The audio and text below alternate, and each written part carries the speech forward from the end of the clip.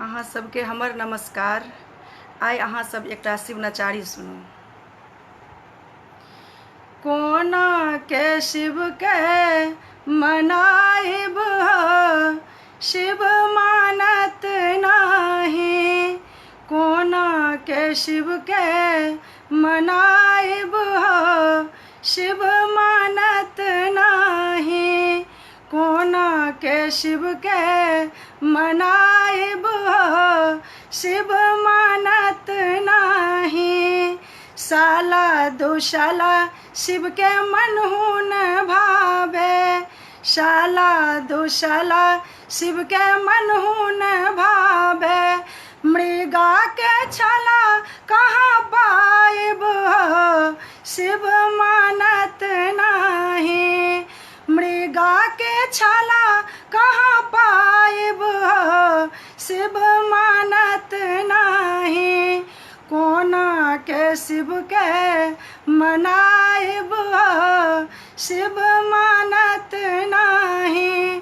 कोना के शिव के मनाइब हो, शिव मानत नाही।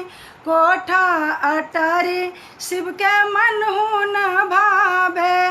कोठा अटारी शिव के मनहु न भावे। टुटली मारैया कहाँ पाइब हो, शिव मानत नाही। टुटली मारैया कहाँ पाइब हो, शिव मानत नाही। कोना के शिव के मनाइब हो, शिव मानत नाही। कोना के शिव के मनाइब हो, शिव मानत नाही। हाथी ओ घोड़ा शिव के मनहु न भावे। हाथी ओ घोड़ा शिव के मनहु न भावे। बसहा बरदिया कहाँ पाइब हो, शिव मानत नाही। बसहा बरदिया कहाँ पाइब हो, शिव मानत नाही। कोना के शिव के मनाइब हो, शिव मानत नाही।